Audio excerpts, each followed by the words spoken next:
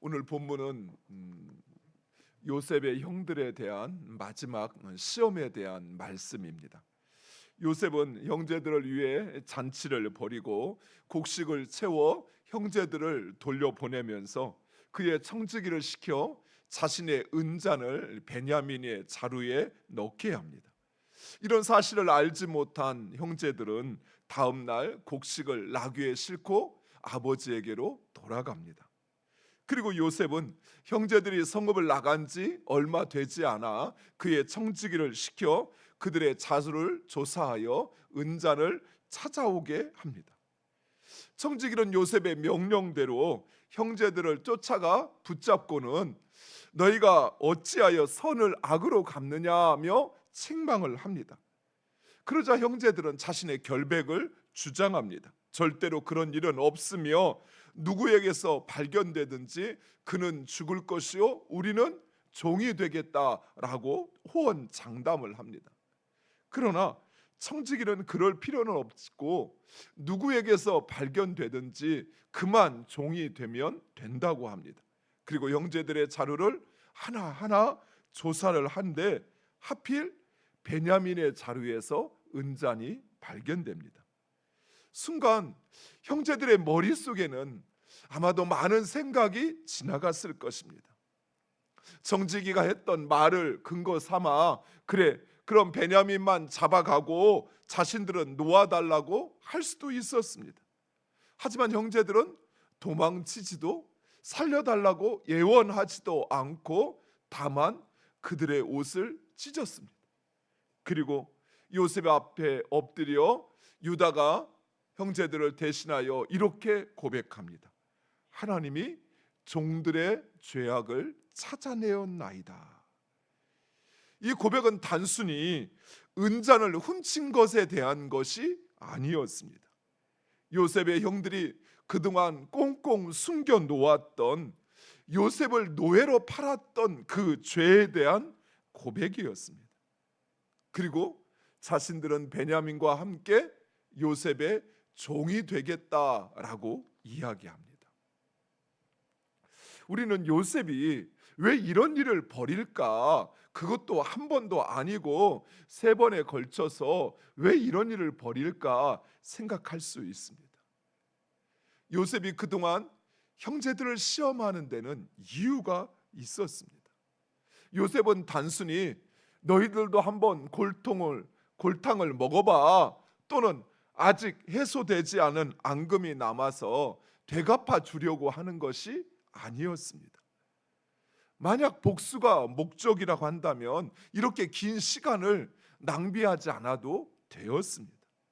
즉 요셉은 보다 더 중요한 의도를 가지고 이 일들을 벌이고 있다는 사실입니다.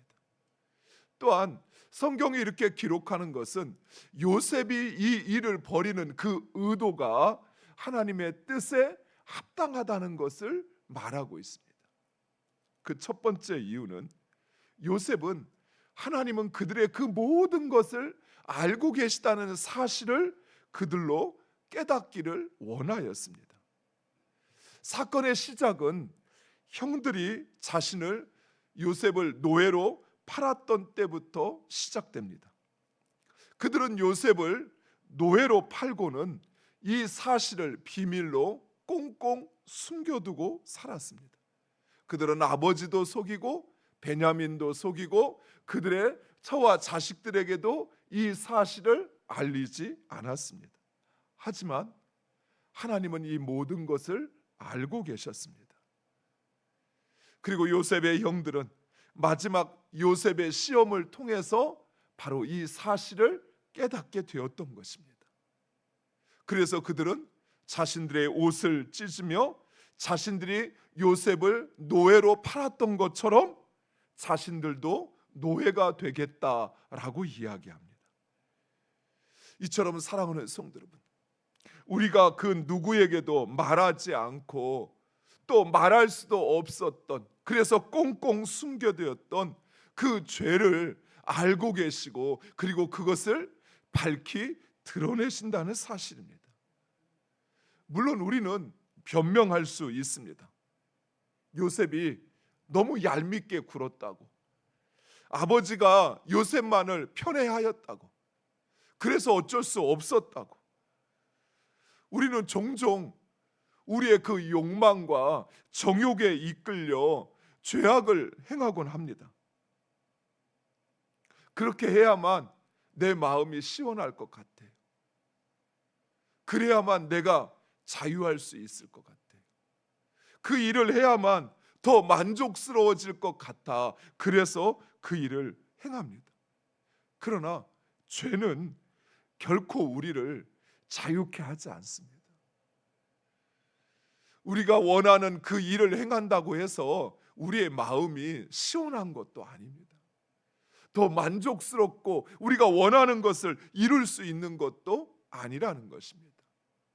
오히려 죄는 우리를 속박할 뿐입니다.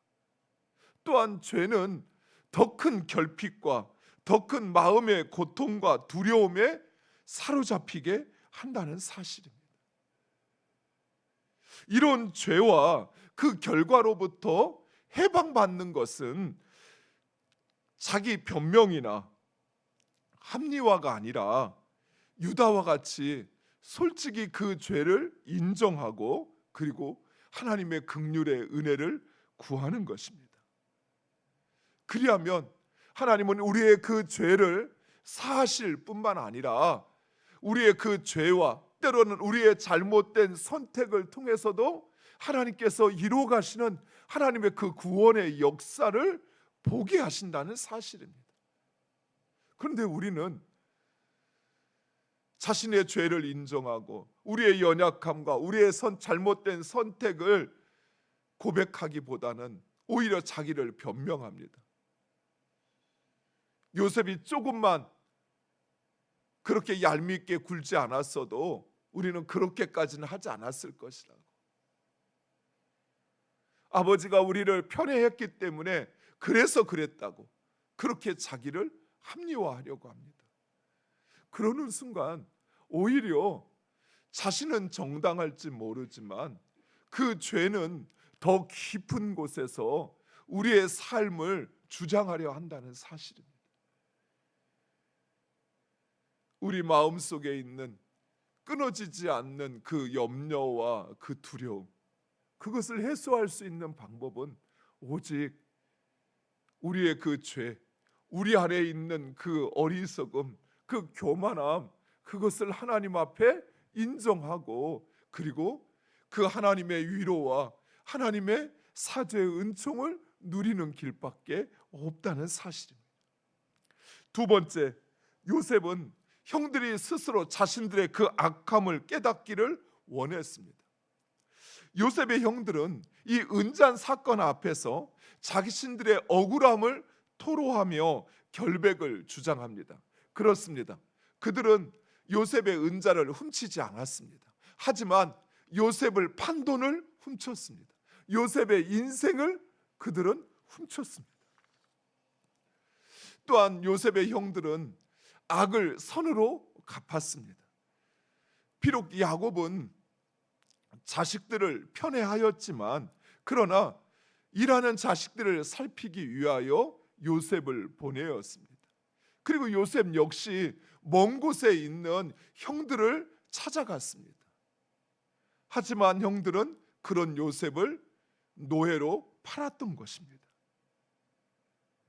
이러한 요셉의 형들은 바로 이 은잔의 사건을 통해서 자신들의 그 악함이 어떠한지, 자신들의 잘못이 무엇인지를 깨닫게 됩니다.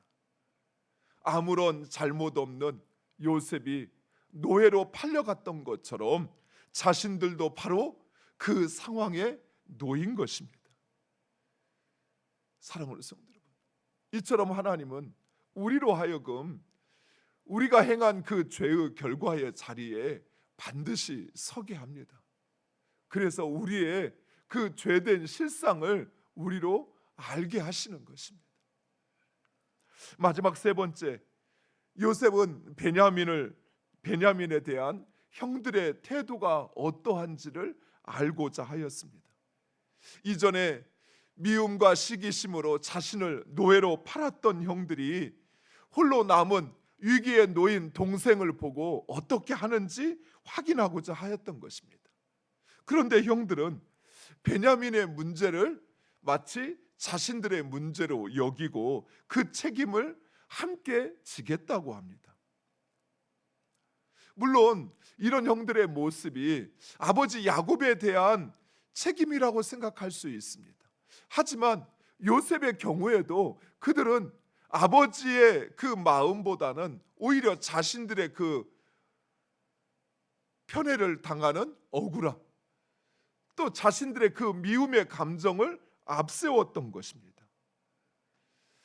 그러자 요셉은 그럴 필요 없고 베냐민만 종이 된다면 합니다. 그러자 유다는 베냐민을 대신하여 자신이 종이 되겠다 자원을 합니다. 사랑하는 성도 여러분, 하나님이 이루시는 하나님의 나라는 예수 그리스도를 머리로 하는 하나된 공동체입니다. 하나님의 나라는 독립된 개인들의 집합체가 아니라 서로에게 연결된 운명 공동체라는 사실입니다. 한 지체가 아프면 우리 모두가 아프고, 한 지체가 영광을 얻으면 우리 모두가 함께 기뻐하는, 결코 뗄래야 뗄 수 없는 운명 공동체라는 사실이에요. 사랑하는 성도 여러분, 우리는 교회 안에서 우리가 훈련하고 우리가 배우고 우리가 체득해야 할 것은 바로 이것입니다. 그저 각자의 신앙은 고백을 가지고 각자의 필요를 채우기 위해서 모여있는 마치 모래알을 담아놓은 부대자루가 아니라 우리는 서로 연결되어서 분리되어질 수 없는 그런 존재라는 사실이에요. 하나님이 원하시는 하나님의 나라, 예수님이 세우시는 교회는 바로 그런 곳입니다. 그런데 우리는 내 감정과 내 정욕을 앞세워서 서로를 나와 분리시키려고 합니다. 내가 상처받았다고, 내가 억울하다고, 그래서 너는 노예로 팔아도 아무런 상관없는 그런 존재인 것처럼 생각합니다. 사랑하는 성도 여러분, 여러분이 고백하는 하나님에 대한 그 신앙, 그리고 우리가 소망하는 하나님의 나라, 그 나라는 우리 모두가 이처럼 각각의 점으로 존재하는 것이 아니라 연결되어서 끊어질 수 없는 바로 그 하나된 운명 공동체라는 사실이에요. 물론 우리 교회만, 우리끼리만 하나가 되는 것이 아니라 예수 그리스도를 구주로 고백하는 모든 사람들이 바로 이 신앙 안에서 하나된 운명 공동체라는 사실입니다. 사랑하는 성도 여러분, 우리는 이 사실을 인정할 뿐만 아니라 우리가 하나 되기 위해서, 그래서 내 안에 있는 나의 미움과 시기심, 내 상처를 내려놓으셔야 돼요. 내 안에 있는 나의 온전하지 못한 그 모습을 스스로 인정하고, 그리고 우리가 결코 떼어질 수 없는 존재라는 사실을 인정하고 하나 되기 위해서, 또 한 몸 이루기 위해서 훈련하고 연단해야 합니다. 조금만 생각이 다르면 난 저 사람하고 함께 할 수 없어. 조금만 나를 힘들게 하면 그래, 내가 같이 안 하면 그만이지 하고 생각하는 것이 아니라 오히려 그것이 우리의 약함인 것을 인정하고, 그래서 서로를 더 품으려고 하고, 또 내가 그를 품지 못하는 내 안에 있는 모난 그것을 인정하면서, 그리고 하나님의 긍휼을 구하는 것, 그것이 바로 하나님께서 세우시는 하나님의 나라요, 예수님이 세우시겠다 하신 교회인 것입니다. 사랑하는 성도 여러분, 우리 교회는 바로 그 교회를 지향합니다. 우리가 비전으로 삼고 있는 예수 그리스도의 생명을 가진 생명 공동체라고 하는 것은 바로 거기에 있습니다. 예수를 머리로, 곧 예수로부터 주어지는 생명을 받아서, 그래서 우리는 서로 연결되어 그 생명이 유지되어지는 생명 공동체입니다. 사랑하는 성도 여러분, 먼저 우리 교회의 이 정체성을 인정하시고, 그리고 하나 되게 하신 것을 힘써 지키는 우리 모두가 되기를 간절히 축원드립니다. 기도.